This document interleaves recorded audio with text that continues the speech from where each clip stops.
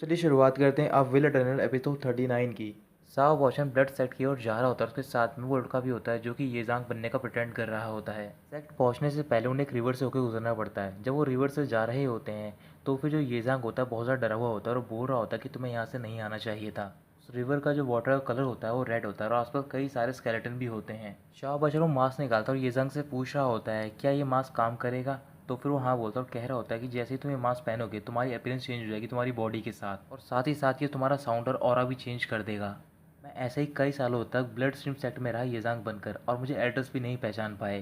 तो फिर शाओ वचन वो मास्क पहन लेता है। मास्क पहनते ही वो येजांग बन जाता है। उसकी आवाज़ भी वैसी ही हो जाती है। शाओ वचन मास्क उतारने की कोशिश कर रहा होता है बट मास्क नहीं उतरता। तो फिर येजांग उसे बता रहा होता है कि ये मास्क सिर्फ तुम्हारे ऑरा से ही उतरेगा। फिर वो अपने ऑरा का यूज़ करता है और मास्क निकल जाता है और वो दोबारा शाओ वोचन बन जाता है। फिर इसके बाद शाओ वोचन उससे ब्लड स्ट्रीम सेट की हिस्ट्री के बारे में पूछ रहा होता है। फिर वो शाओ वोचन को बता रहा होता है कि आज से कई हज़ार साल पहले यहाँ पर एक बहुत बड़ा जायंट मरा था और जब वो मर रहा था तो फिर उसके अंदर बहुत ज़्यादा नफरत थी। मरते दौरान उसने आसमान की तरफ अपने हाथ को वेव करा था और उसी पर ब्लड स्ट्रीम सेट को फाउंड किया गया। शाओशन बोल रहा होता है कि तुम मुझसे झूठ बोल रहे हो। तभी वो देखते हैं कि रिवर का एंड आ जाता है। फिर शाओशन देखता है कि वहाँ पर एक बहुत बड़ा हैंड होता है और उसी पर ये सेक्ट होता है। ये जंग शाओशन से बोल रहा होता है कि जब तुम सेक्ट में जा रहे हो तो फिर तुम्हें ध्यान रखना होगा। मुझे लगता है कि वहाँ की सिक्योरिटी टाइट कर दी गई है। शाओशन रिवर को क्रॉस करके आउटर सेक्ट में पहुँचता है और वहाँ पर वो एक केव से गुजर रहा होता है। जैसे ही वो केव के सेंटर में पहुँचता है तो फिर वो देखता है कि उसके चारों तरफ बहुत सारी ड्रॉप्स होती हैं रेड कलर की और उसके नीचे एक बहुत बड़ा सर्कल होता है और वो शाइन करना स्टार्ट कर देता है। एक आवाज़ आती है और वो बोल रहा होता है कि तुम्हारी आईडी को कंफर्म कर दिया गया है। तुम्हारा नाम येजांग है और तुम इनर सेक्ट ब्लू फ्लैग के डिसिपल हो। फिर शाओ वचन उन रेड कलर की ड्रॉप्स को टच करता है और अचानक से उसे याद आ रहा होता है कि जब वो एबस में फाइट कर रहा था सॉन्ग के से वैसी फीलिंग उसे आ रही होती है यहाँ पर। शाओ वचन बोल रहा होता है कि लगता है इमोर्टलिटी आर्ट्स और सेक्ट ब्लड फ्लो का कोई रिलेशन है।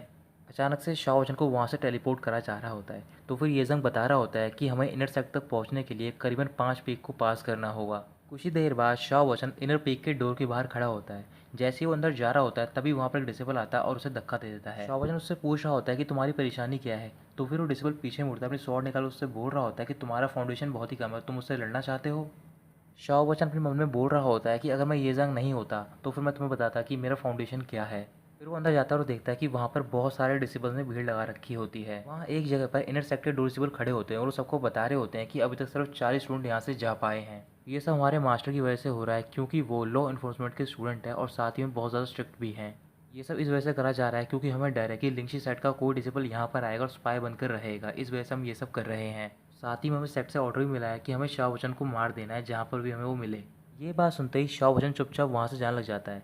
जब वो जा रहा होता है तो फिर वो डिसिबल से टकरा जाता है। फिर वो डिसिबल सबसे चिल्ला चिल्लाकर बोल रहा होता है कि मुझे यहाँ पर एक डिसिबल मिला है और मुझे ये बहुत ज़्यादा सस्पिशियस लग रहा है। फिर उनका मास्टर बाहर आता है और वो होता है शू शाओशान। शाओ वचन उसका नाम बोलता है तो फिर शाओशान उससे बोल रहा होता है कि तुम्हारी पोजीशन पता है तुम्हारी कितनी लो है, तुम मेरा नाम ले रहे हो। फिर वो उसे घूर कर देखने जाकर बोल रहा होता है कि मैंने पहले कहीं तुम्हें देखा है। तभी जो शाओशान के साथ में डिसेबल होता है उसके अंडर में वो उसे बता रहा होता है कि इसका नाम येजांग है और ये भी हमारे साथ एबस फॉलन स्वॉर्ड में गया था बट ये जिंदा बच गया। इसने कोई ना कोई शाओशान के साथ डील की होगी तभी शाओशान ने इसे जिंदा छोड़ दिया। शाओशान गुस्से में बोल रहा होता है कि तुम मुझे बताओ क्योंकि मैं शाओशान से लड़ा हूँ और बहुत ज़्यादा पावरफुल है और उसने तुम्हें जिंदा कैसे छोड़ दिया। तभी शाओजन एक्टिंग करना स्टार्ट करता है और वो ज़मीन पर बैठ जाता है। फिर वो शाओजन से बोल रहा होता है कि उस दिन मैं भी शाओजन से लड़ा था और वो बहुत ज़्यादा खतरनाक बैटल थी। आज भी जब मैं उस बैटल के बारे में सोचता हूँ तो फिर मेरे हाथ और पैर कांपने लग जाते हैं। मैंने वहाँ पर कई सारे डिसिबल की बॉडीज़ देखी थी और मैं उन्हीं के बीच में छुप गया था। तभी शाओजन ने मुझे छोड़ दिया, उसे लगा कि मैं मर गया हूँ। ना कहने के बाद शाओजन रोना चालू कर देता है और वो शाओजन के पैर पकड़ लेता है। फिर शाओजन उसकी ओर देखकर बोल रहा होता है कि तुम्हारा जो पास्ट है बहुत ही ज़्यादा पेनफुल है और काफ़ी ज़्यादा डरावना भी है।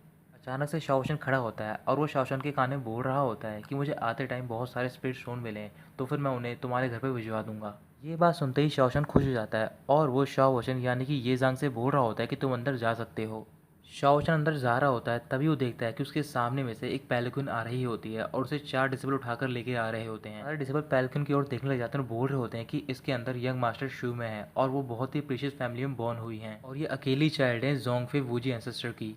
फिर अचानक से उस पेलिकन का कर्टेन हट जाता है तो फिर शाओजन देख लेता है कि उसके अंदर कौन बैठा होता है और ये वही डिसिपल होती है जो कि शाओजन को मारने के लिए आई होती है जब वो एबस ऑफ फॉलन स्वॉर्ड से आ रहा होता है। जो डिसिपल शिवमे के साथ में होती है तो फिर वो शाओजन की तरफ अपनी स्वॉर्ड करते उससे बोल रही होती है कि तुम रास्ते के बीच में क्यों खड़े हो, क्या तुम पागल हो गए हो। फिर शाओजन वहाँ से हट जाता है तभी वो देखते हैं कि दूसरी तरफ एक और डिसिपल आता है और वो होता है सोंग चुए। डिसिपल्स बोल रहे होते हैं कि लगता है यहाँ पर बहुत तेज़ शो होने वाला है क्योंकि ये दोनों फाइट करने वाले हैं।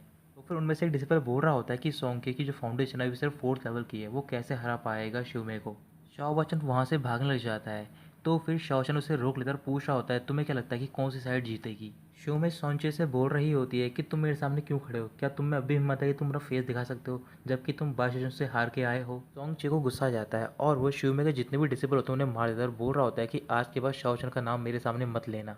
इसके बाद शिव में भी अपने पैल्कन से बाहर निकलती है और वो सोंचे से लड़ना स्टार्ट कर देती है। काफ़ी देर तक फाइट करने के बाद जब कोई रिजल्ट नहीं आता तो फिर वो रुक जाते हैं। फिर शिव में उससे बोल रही होती है कि मैं कुछ ही दिनों बाद तुम्हारी आंट और तुम्हें यहाँ से बाहर निकाल दूंगी। शाओशन देखता है कि यहाँ की जो सिचुएशन है बहुत ही ख़राब है, तो फिर वो वहाँ से भागने जाता है। जैसे वो पीछे मुड़ता है तो फिर जितने भी डिसिपल होते हैं वो सारे ज़मीन पर पड़े हुए होते हैं। शाओशान ये जंग यानी कि शाओशन की ओर देखकर बोल रहा होता है कि तुमने इन दोनों की फाइटिंग और को कैसे बर्दाश्त कर लिया, यहाँ तक कि हम भी नहीं कर पाए जबकि जो हमारा फाउंडेशन लेवल है तुमसे बहुत ज़्यादा ऊपर है। फिर ये बात सुनते दूसरे डिसिबल बोल रहे होते हैं, क्या ये जंग का ऑरा बढ़ गया है, क्या इसके पास कोई सीक्रेट टेक्निक है जिसकी वजह से इस पर कोई असर नहीं पड़ा है। शाओशन घबरा जाता है और वहाँ से भागने लग जाता है, बट जो इनर सेक्ट का डोर होता है वो बंद हो गया होता है। सारे डिसिपल ये जांग यानी कि शाओ वचन को घेर लेते हैं। तो फिर सोंचो से पूछ रहा होता है कि तुम्हारे पास कौन सी सीक्रेट टेक्निक है क्योंकि तुमने हम दोनों की जो इम्पैक्ट था फाइटिंग का उसे झेल लिया। शाओ वचन खड़ा होता है और वो भी लड़खड़ा कर चलने जाता है ताकि उन सबको लगे कि उस पर भी इम्पैक्ट पड़ा है। फिर वो जानबूझकर अपने आप को इंटरनल इंजरी देता है और उसके मुंह से ब्लड निकलने लग जाता है। प्रिंसिपल बोल रहे होते हैं कि अभी तक तुम्हें कोई भी इंजरी नहीं थी और अचानक से तुम्हें इंजरी हो गई।